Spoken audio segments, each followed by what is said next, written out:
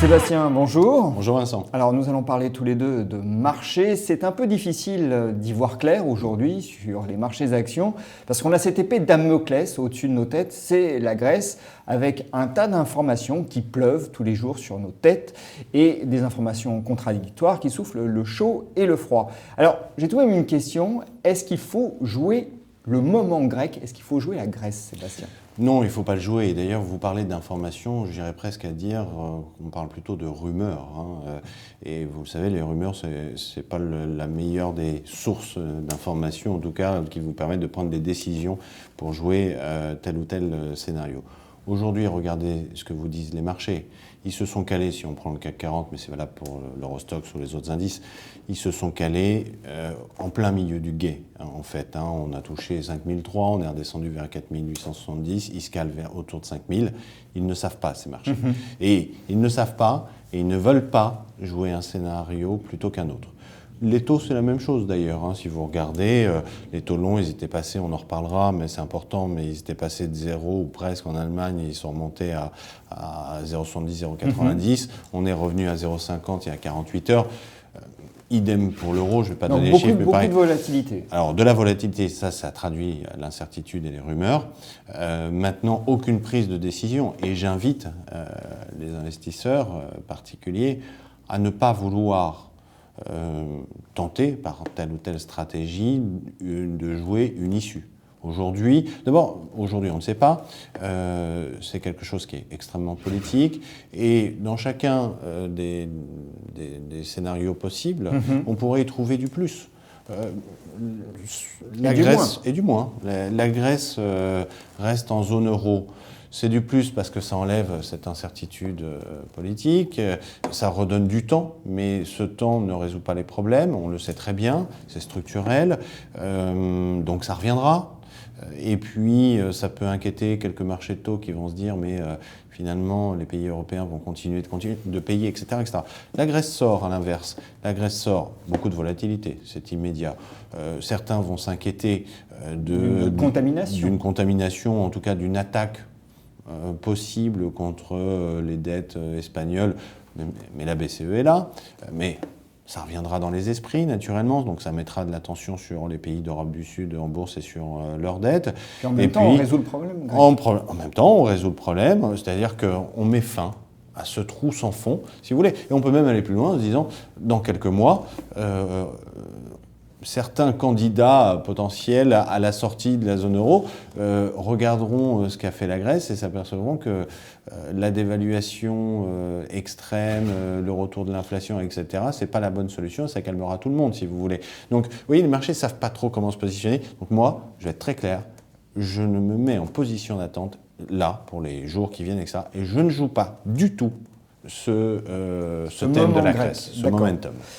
Ça signifie, quand vous dites « je me mets en position d'attente », que vous ne sortez pas complètement du marché. Vous gardez une part de liquidité, c'est plutôt ça. Oui, c'est ça. Pour faire face à la volatilité. Ni pleinement investi, ni sous-investi. Je n'ai pas le droit de ne pas être investi dans le cadre de mes gestions, mais si j'étais un particulier, je ne suis pas non plus pas investi, parce qu'il y a quand même, on le sait cette année particulièrement, beaucoup de facteurs favorables pour les actions en Europe, et on sait aussi que la problématique grecque est quand même bien cloisonnée, la BCE est là, donc le risque de contagion immédiat, fort, réel est très faible, voire nul.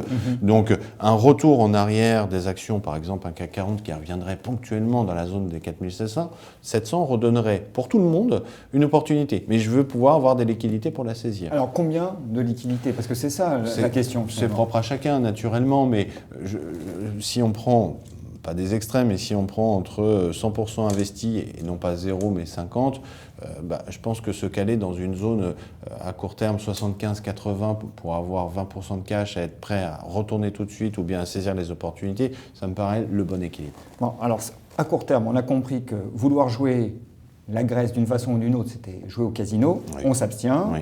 On adopte une position d'attente, mais est-ce qu'on est aujourd'hui en mesure, est-ce que vous êtes en mesure en tant que gestionnaire d'établir une stratégie de moyen terme au-delà de ce moment grec, quelle que soit l'issue? Oui, en tout cas j'en ai une, c'est-à-dire que je me dis si l'issue est défavorable, les marchés corrigent, mais tout de suite la BCE est là et il n'y a pas d'alternative au placement action et beaucoup d'opérateurs qui ont raté un peu la hausse du premier trimestre vont saisir les opportunités pour revenir sur le marché.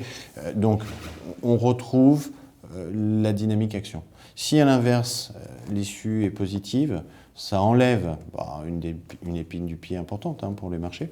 Et on repart, je dirais, dans la dynamique haussière. Même si, dans ce cas-là, à mon avis, la dynamique haussière n'est pas avec la même vélocité, la même force et vigueur que celle du premier trimestre. Et donc, dans ce cas-là, dans les deux cas, finalement, pas tout à fait avec le même cheminement, mais dans les deux cas, je me dis que l'objectif que moi-même je m'étais fixé au 1er janvier d'un CAC 40 quelque part dans l'année à 5500, on l'aura. Et là, j'arrive en fait à une troisième partie. 5500 sur le CAC, courant de l'été donc. Fin de l'été. Fin de l'été. Fin de l'été, c'est un scénario qui me plaît bien, que j'arrive à justifier pour des raisons de taux, des raisons de valorisation, des raisons de retour de croissance, on le voit en Europe, des raisons d'appétit et de flux, etc. Mais est-ce qu'à 5500, l'année n'est pas faite? Elle est finie. Elle est finie. C'est-à-dire que projetez-vous à la sortie de l'été à 5500 sur le CAC, vous avez un CAC qui aura gagné 30%, vous aurez des valorisations qui seront très tendues au regard des perspectives de croissance européenne. Vous aurez à ce moment-là un momentum qui redevient défavorable. Aux États-Unis, avec sûrement la remontée des taux. La remontée des taux, tous les questionnements, tous les fantasmes et peurs qui peuvent arriver à ce moment-là, donc de la volatilité naturellement. Vous aurez, et je le pense et on le voit, une problématique sur les taux longs européens.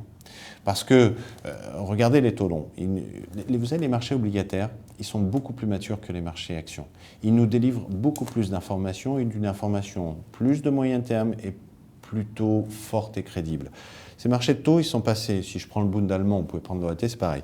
Ils sont passés au mois d'avril de 0,05 à 0,7, 0,8. Non, de 0,05 à 0,7%, 0,9, même presque 1%. Oui, et puis les taux espagnols, etc., à 2, 2,5, etc. Qu'est-ce qu'ils nous ont dit, les marchés obligataires? Ils nous ont dit, on ne croit plus à la déflation. Ça, c'est vrai, ça a été confirmé cette semaine par des chiffres européens d'inflation supérieurs aux attentes, positifs, etc. Donc ça, c'est une bonne chose. Plus de problématique de déflation. Donc c'était rassurant cette hausse finalement. Mais la croissance européenne revenant, l'inflation revenant, vous allez avoir des taux qui vont se remettre à progresser encore. Et on peut imaginer un 1% sur le Bund à 10 ans, un 1,5% sur l'OAT à 10 ans. Et là, ça va commencer à faire réfléchir, mettre un peu de tension sur les marchés actions dans cet arbitrage taux-action sur les rendements notamment.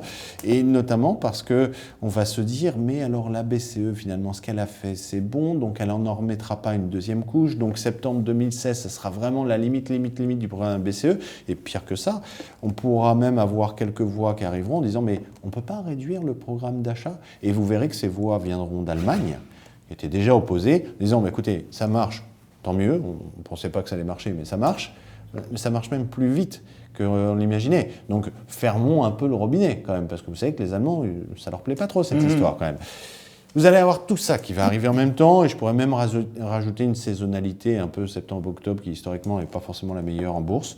Donc moi, 5005, sortie de l'été, je pense que l'ensemble de la communauté financière se dira, désormais il y a trop de risques, on bloque tout, la partie est finie. Et on en reparlera à ce moment-là, mais si c'est le cas... On verrouille les gains et on sort. Exactement. Donc, 3 grandes séquences. Court terme, attentisme, prudence. On garde des liquidités pour investir et profiter de la volatilité. Si ça se passe bien, eh bien on a toutes les chances, selon vous, de voir le CAC 40 rallier les 5500 points fin de l'été. Si ça se passe un peu mal, en fait, de la volatilité, mais les banques centrales étant là, le scénario reste le même, le chemin sera plus accidenté. Mais on devrait arriver aux 5500 points fin d'été. Et là, si on y va réellement, attention, il faut sortir. Oui. Sébastien, merci. Merci.